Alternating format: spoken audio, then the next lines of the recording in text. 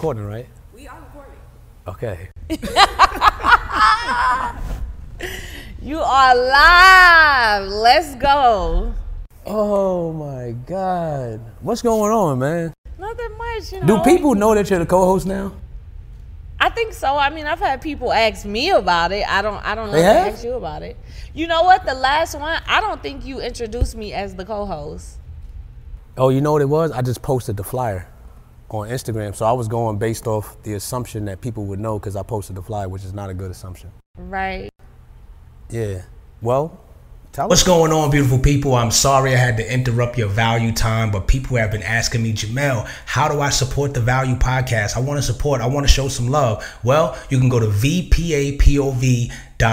That's VPAPOV.com and grab yourself some value gear. And for those that have been watching and they say, man, I like this wisdom, I like the conversations that's taking place, how can I work with you one-on-one? You can go to JamelDJackson.com. That's JamelDJackson.com. Click the link, head to the website. Let's work together. I want to see you have the best, amazing, healthy relationships in your life. Back to the podcast. I don't even get an introduction, yo. Like, I'm all the way in there. So I am Lashanna Stokes, the 2022. We bringing in new things. Co-host of the Value Podcast. I get to sit alongside one of the greatest people that I know, Mr. Jamel Jackson, the relationship mechanic. You know, I don't know what it is exactly I'm bringing just yet. You know, we got to get me a tagline as dope as yours, but you know, we here ready to give value, ready to impart some amazing things. So she's a world changer, y'all. Don't let her hit you with that, man. Real talk. Was I supposed to do that introduction for you? Is that how it works? Like, am I supposed to go, hey, everybody, I'd like you to meet my co-host, Lashanna Stokes? I don't know. We do things different around here. So you passed the baton to me. I went with it. Yeah. You know? I just want to make sure I'm not, you know what I'm saying? Let me get my stuff together. Okay. Yo, real talk. Lashanna Stokes is a dope person, man. We have the same type of mindset, perspective in life and on topics, so that's why I wanted her to be the co-host. I was about to say something. How was your week? Let's just go with it until I think about what you know, we got snow in Atlanta. So I'm from the South, so it's a big deal for me. So I'm just, you know, trying to stay warm, weather my way through the winter, ready for summer to come. It wasn't really snow, though. It wasn't. It wasn't. But it was enough. I'm from the South. It was snow for me. Dang it, I was going to say something, man. What was I going to say? What was it?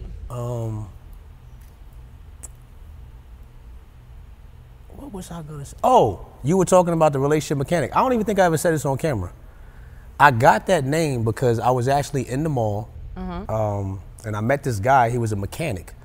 And he was telling me how he did his business and how, you know what I mean, everything that he did to fix cars and everything. And I'm listening. I'm like, okay. And he said, actually, as a mechanic, I just operate on the 3 C's. This is my gems I'm about to give. And I was like, the 3 C's? He was like, yeah, cause, complaint, correction. And he said, that's it. He said, that's how I get paid. And I was like, And he was like, he said, because somebody brings me their vehicle, 9 times out of 10, they come to me complaining, saying, hey, this is what's wrong with my vehicle. You know, and he said, as a mechanic, I have to determine if that's the cause. He said, so what I'll do is I'll do a diagnostic test. And based off that diagnostic test, he said, let's just say that is the cause. He said, still, I have to correct it. He said, so I get paid off of correcting the problem. And I was like, And he said, let's say if that is, even if that's not, he has to do a diagnostic test to figure out if what they're complaining about is actually true. So the 3 C's. So I said, you know what? I'm going to be, and actually at that time, I was just focused on like doing a lot of sales tactics. So I said, I'm gonna be the sales mechanic. And then I said, nah, like, cause I started doing relationship stuff. So I was like, no, I'm gonna be the relationship mechanic. And my basis is operating on those 3 C's: cause, complaint, correction. Cause most people, when they come, they say, oh, this is the cause for my relationship issue, or they're complaining this is it, but we will not know until we do a diagnostic test, which is a relationship assessment. And based off that assessment, we can see if that's really the cause that you're complaining about. But yeah, so. Interesting. Does that make sense? It does make sense. Okay, so let's get into what we're gonna talk about then, since it makes sense. All right, what's on your heart today? I I had a conversation with a friend of mine. This is actually a while ago. Okay. And even though we talked about the topic, I was thinking about this scenario when he was saying, like, it's one of my friends in New York, and he was like, yeah, man, you know, when we talk on the phone, I usually say to him, like, man, I'll be a nuisance in your life before they put a noose around your neck. The enemy. I used to say that to him. I always say that to him, and he like, yeah. So I was talking to him one day about just, you know, we talking about life and how we grew up in certain environments and things that we escaped. And he was like, yeah, man, like sometimes we be listening to your music in the hood, or I be listening to what you're saying, and it's just changing my life, man. He said, you don't know how you like making a big impact. And I'm like, dang, I didn't know that, man. You know what I mean? He was like, you like my pastor. And I'm like, whoa, bro, like. I didn't say it to him, but in my head, I'm thinking, I don't want that weight right there, you know? Right. But even that, and when I got off the phone with him, this verse just came to my head in Ezekiel where it was saying, God, you know, he's searching the earth for a man, somebody that could stand in the gap on behalf of the people. And I thought about it and I was like, wow, it's like I'm standing in the gap for these individuals. Not to say that I'm the be all, the end all, but it's like they're trusting in me to be that gap, that standing in the gap, that bridgeway of hope, you know. And I even when I wrote in the notes, because we're gonna be talking about standing in the gap, it's like this connection point from somebody's potential going to purpose and connecting with destiny. Because people will have the potential, but how do I connect this? How do I bridge this over to purpose and connect it with my purpose if I even know what my purpose is, and connect that to destiny? So standing in the gap is that important. That's what standing in the gap is to me, you know what I mean? Gotcha. So I got you. I know you deep over there. I'm listening. So some points I want to touch on is, how do we stand in the gap, and how do you know you are the one? What did I say? You are the one or the person that's supposed to stand in the gap. And one thing I put on there, you stand in the gap in a position of faith.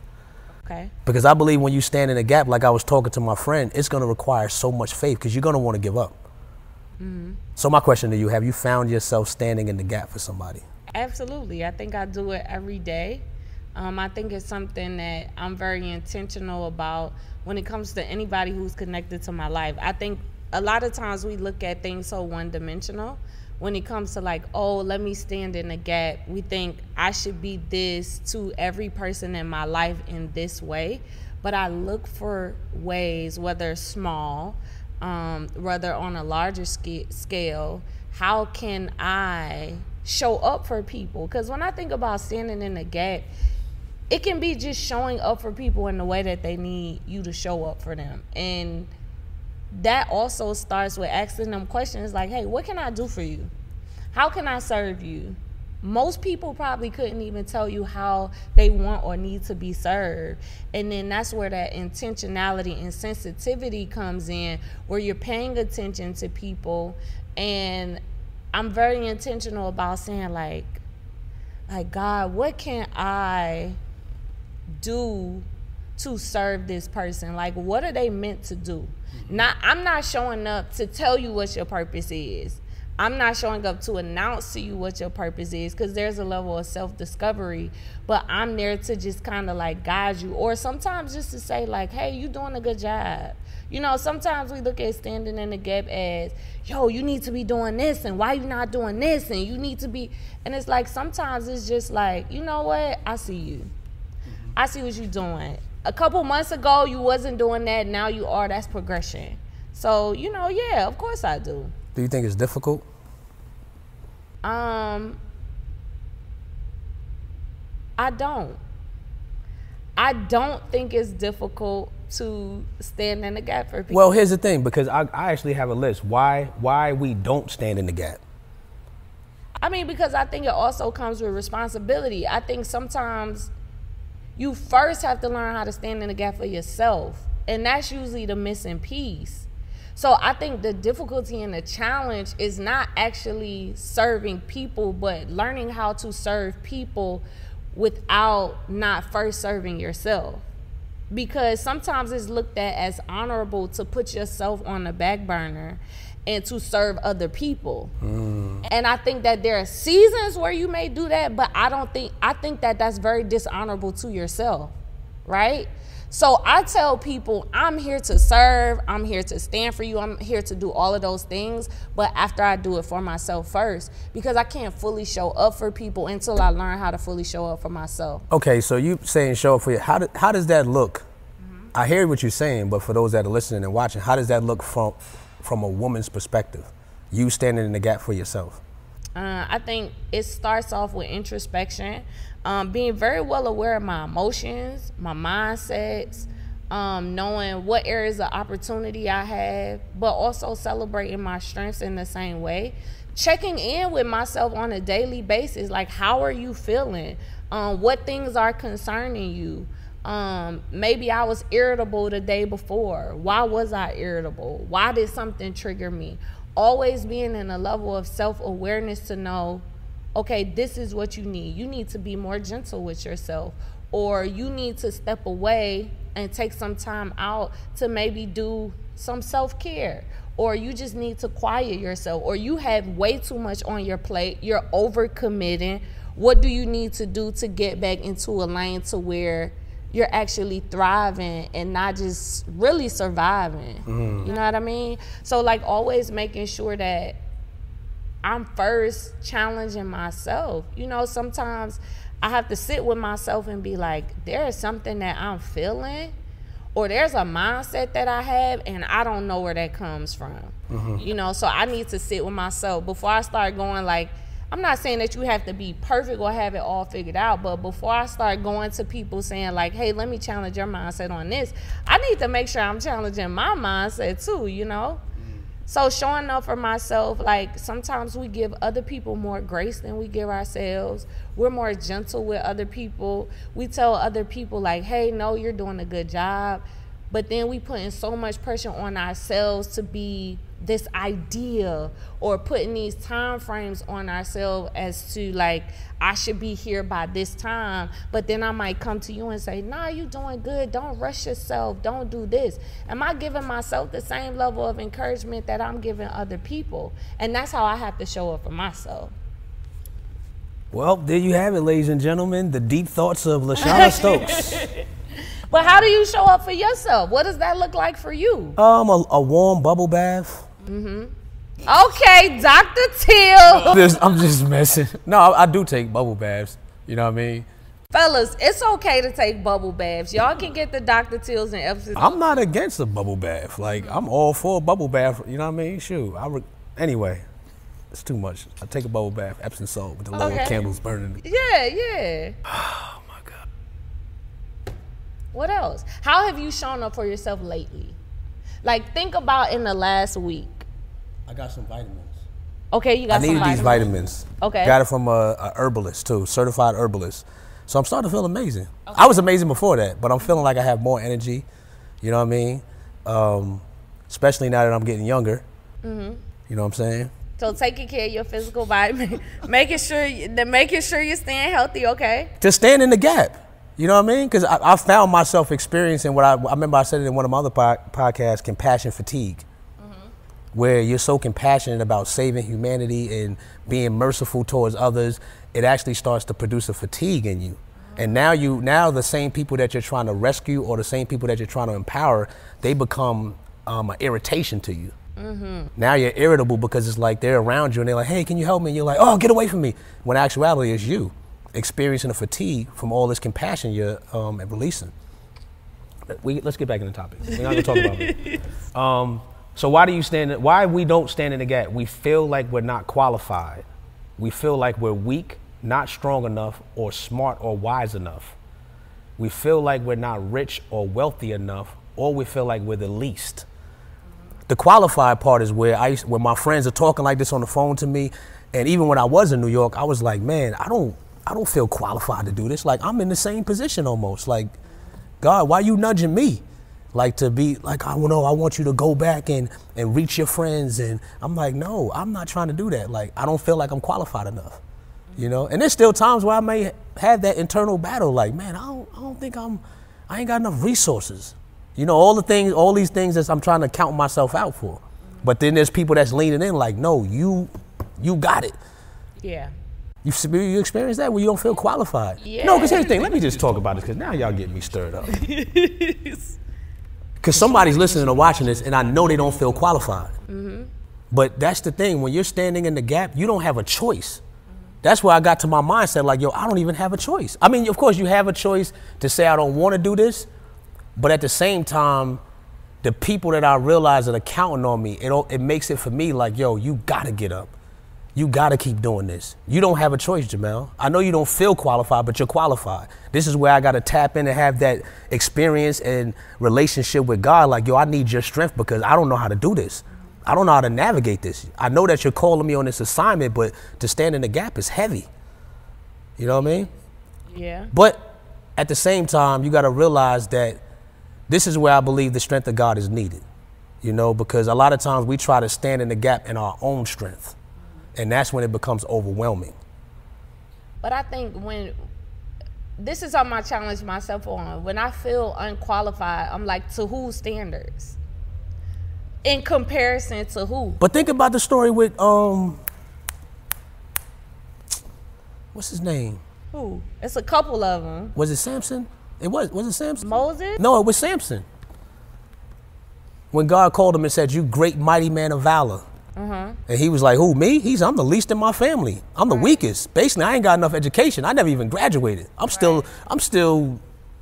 don't know nothing. I ain't got a GED. But then that's my thing. Like, to whose standards? Like, who said you have to have this, and this to impart some type of wisdom or impact into people? A lot of times it is really a level of comparison or a level of public perception. How will people perceive me if I try to give impact? The qualifier is never really like, God, I'm not qualified according to your standard. It's, oh God, and don't let me get started on social media. Get started on social media. You know what I'm saying? Like, we look at social media, and now I have to start talking with my hands. You know, like, we look at social media, and you will literally go to people's pages that you feel like are here, and it will make you minimize what God has put inside of you, because you feel like, well, mine doesn't look like this, or, you know, I don't have this. So, you know what I'm saying? Like, why are you comparing? It's hard not to compare. It's difficult to do it. But why are we comparing ourselves to other people? One, not even knowing what people really look like on the back end. You know what I'm saying? Like, not knowing what those people have to overcome every single day to show up as who they are. So we see people who have manifested all of these great things, and it's like they probably show up and not feel qualified either, but they just make the decision to do it. And it's like, no, you are qualified according to God's standard, because he never would have given you the desire and the nudging to do it if he felt like you wasn't qualified. Yeah. We have to separate God's temperament and thoughts towards us from people's perception of us. So people might say, well, you don't have this amount of money, or you don't have this and this, but I can save somebody's life based on what's on the inside of me. Yeah, I might not be able to show you how to make $1 million because I ain't never made it, but I could show you what it's like to get out the bed every morning when you feel like you can't. And that could literally save the person there are people, I had someone who has a lot of Instagram followers. She's an amazing person, has an amazing business. And she called me one day, like, asking me something random about something in her business. And we started talking, and she was like, Shauna, like, I'm about to lose my mind. Like, honestly, I'm not happy. You know what I'm saying? Like, I'm depressed. I'm all of this. Now, if you look at her Instagram, sis look like she living her best life. But at the end of the day, I don't have the business she has. I don't have the followers she has. But I was able to speak into her life and bring her out of a dark place. And those are the people I'm called to. I don't have to be qualified by other people's standards to know that I have something for the people that are connected to my life. Yeah. That's one of the things I wrote down. We are concerned with what, while we don't stand in the gap, we are concerned with what people think or how it will make us look. Yeah. Like, man, if I go stand in the gap, if I stand up for this person or this family or this friendship, then how is it gonna make me look? So therefore we don't do it. Right. All right, we're gonna take a segue right here because we're talking about relationships. So in a relationship, how does that look for a woman standing in the gap for her man? How does it look for her standing in the gap for her man? Because I mean, we stand, of course, when I'm saying stand in the gap, this is friendship, family, business, but in an intimate relationship, how does that look? So for me, it starts off with asking a person, how do you want me to show up for you? Because at the end of the day, I'm a woman. Hold on, are you gonna ask the question just like that? Yeah. Like, how do you want me to show up for you? Yes. Elaborate. What does that mean, show up? I'm gonna play the man. Like, go ahead. Okay, so I like transparency. How do you want me to show up for you? What do you mean? How can I serve you? What can I do that would add more value to your life in any capacity? You know what I mean? I'm a woman. My expectation of how I want you as a man to show up for me is very different than probably how you want me to show up for you. So me showing up for you could be, oh, I can cook and clean. And you're like, that's cool, but I really want you to start listening to me more. Or I'm a natural fixer. I'm a natural, when I hear a problem, solution comes in my head, right? This is a struggle for me with people who are close to me.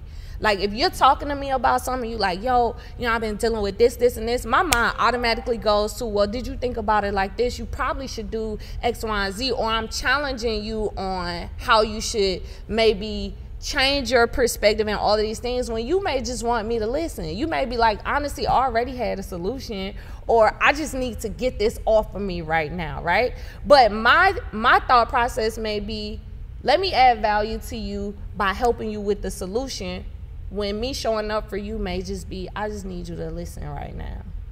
So that's why I like to ask people, how do you want me to show up for you? Because I want to show up for you, or to serve you, or to be of value to you in the way that you want, need, and desire it, not the way that I assume that you want it. What's your have you read the love languages? Yeah, of course.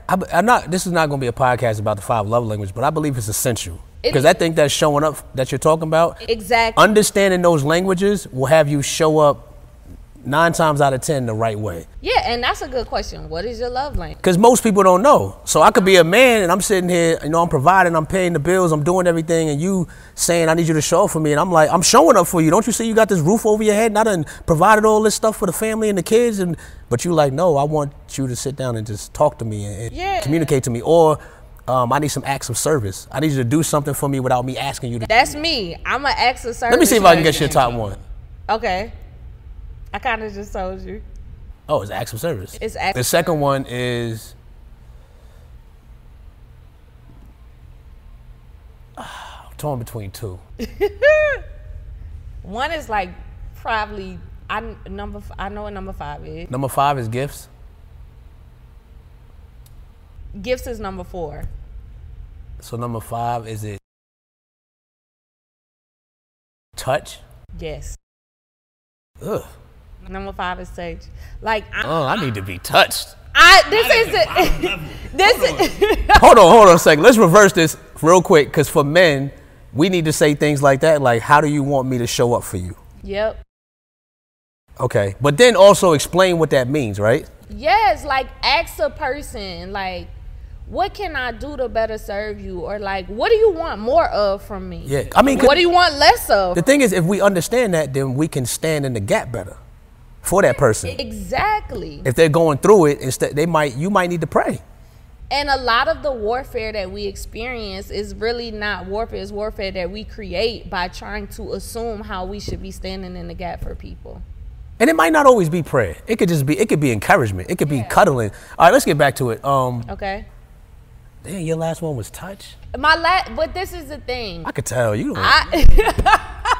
I like touch, but I am not a just naturally affectionate person. That's why it's essential for me to be in a relationship with someone who is. So because it draws it out of me. Your top one. Yep. Acts of service. Acts of service. Number 2, words of affirmation. Yep. Number 3, quality time. Yep. Number 4 is gifts. Yep. 5, physical touch. Absolutely. Now, see, if there's a man that's talking to you, he does not know this. Yeah. He could be trying to touch you, you know, I mean, not like that, but just, you know, and he's thinking he's showing all this affection, and really you're appreciative of it, but it's not speaking to you. Exactly. And here's the thing, I want to add this. These relationship assessments are so crucial. Yeah. Because they pinpoint areas in your partner's life that you may not be aware of if you did not take the assessment. And then having that data or having that information, just like the languages, allows you to see, like, you know what? This is how I need to stand in the gap for my partner. Right. She doesn't need me to be praying right now. I mean, I'm not saying you shouldn't pray, but this is not that time right now. She needs a hug. Right. It's not, you don't got to get deep and be all praying and all that. No, she needs a hug. And you sitting there trying to pray and she just want a hug. Right. You know what I mean? And then you're standing in the gap. I agree. I think that also, I don't want to like make light of the Holy Spirit, but I think people make the Holy Spirit just so like deep. One amazing thing about we always have bloopers, so right. don't mind that. One amazing thing about the Holy Spirit is he sensitizes you. So the Holy Spirit could say, like, there are times where I can be talking to somebody and the Holy Spirit would tell me, just listen. Don't try to give them all of this feedback. Just listen. Or sometimes he tells me, hey, this person needs this. It could be being so engaged with the Holy Spirit to where he can tell you, she just needs you to hold her right now. You like, nah, I need to fix it for her. I need to do this for her. And he'll just very sweetly, she just needs to be held. So I think we can't, like, the Holy Spirit is not just speaking tongues, lay on your face. So for somebody that, because I mean, there's somebody listening or watching, they don't believe in the Holy Spirit. Before they shut it down, we can describe that as intuition, discernment. You know, because people have that gut feeling or that intuition, like, okay, follow that. Right. This is what I need to do right now. Right. Stand in the gap. There's so much in this. Wait. You didn't say what your love languages were, though. This is not about me. It wasn't about me, but you're the co-host. What is your top love language from a male perspective? Oh yeah, because the fellas need to hear it too. Right, yo, fellas, I'm telling you, man, take a relationship assessment, do the 5 love languages. Because there could be a man watching who also is not comfortable or has never tapped into, like, yo, I'm not like the 5 love languages. Like, how does that? I was from a man perspective. How has it helped you? Like, I was that dude. Like, shoot, like, man, 5 love languages. Yeah. All mine is the same. Let me stop. At that time, it was 1, and all of them 1 through 5. Right. The top one is acts of service. Okay. Then words of affirmation. Then physical touch? Yeah, physical touch used to be number 1. Okay. It used to be number 1. Then physical touch. Hold on, no. Then quality time. Okay. Then physical touch. Then gifts. I don't really care for gifts like that. I like gifts, but I mean, like I said, I appreciate the gift, but it's not like if somebody give me a gift, it's not going to be like, oh, wow, you know what I mean? Like acts of service. When people are doing things that I did not ask you to do, that's just remarkable right there. Right. Right. And if you're doing that, you can send me through the roof. Right. Like through the roof. Yeah. But yeah, it's not about me. So fellas, you heard that. I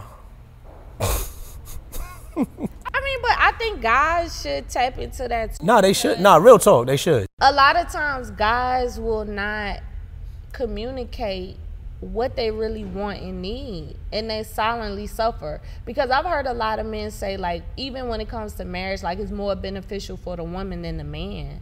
I don't agree with that. But a lot of men feel that, especially now. They're like, we gotta provide, we gotta pay bills, we gotta do all of this. But think about it. If in terms of these relationship assessments or these tools like love languages, even if the woman understands that, there's a part of your man that you could tap into that hasn't been tapped into. Yeah, but a man at the same time. But it has to be mutual. Man you can tap into it, but he needs to be tapped into. How can I like? Let's say my man is like, oh no, I need to tap into yours too. Yeah, but what I'm saying is sometimes men aren't as open and they need to hear other, like their homeboy might tell them like, yo, I was doing this. Okay. Because sometimes women, and it's very difficult for a woman to know how to tap without it coming off as like nagging or pushy. Well, I mean, if you know that his love language is love, or you looked at the assessment, say you did a relationship assessment with a facilitator or a coach or counselor, and you're looking at the data and you're like, oh, okay, you know what? This area right here we need to grow in.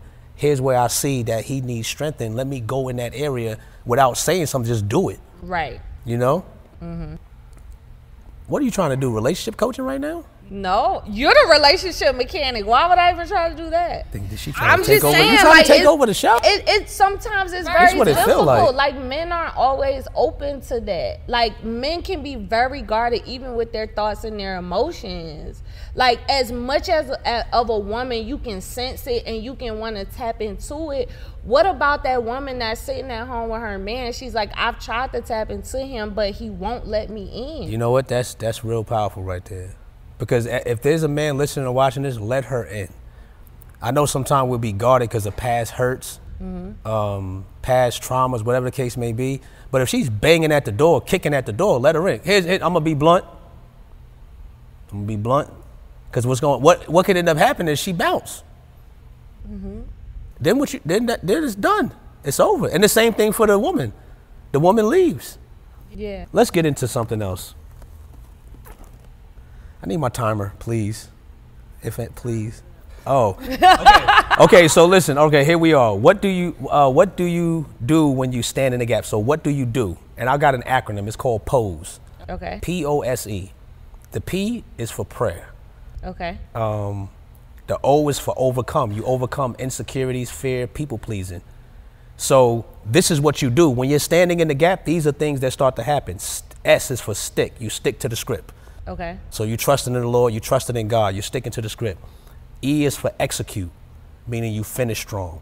Mm-hmm. So we got the acronym POSE. P for prayer, O for overcome, S for stick to the script, and E for execute. And then I have a list of some people that stood in the gap that we can kind of have as role models. We got Martin Luther King, Sojourner Truth, Nelson Mandela. I just watched a podcast on him. Mm-hmm. And stand in the gap, this is a perfect example outside the other ones I listed. This dude served 27 years in prison for a government that was treating his people with injustice.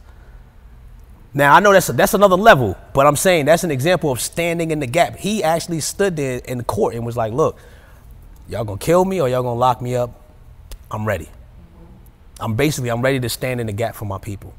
Now, of course, that's on a relationship with his family and his friendships, but I think we should take that same level sometimes. I'm not saying go do 27 years, but I don't know if I'm doing 27 for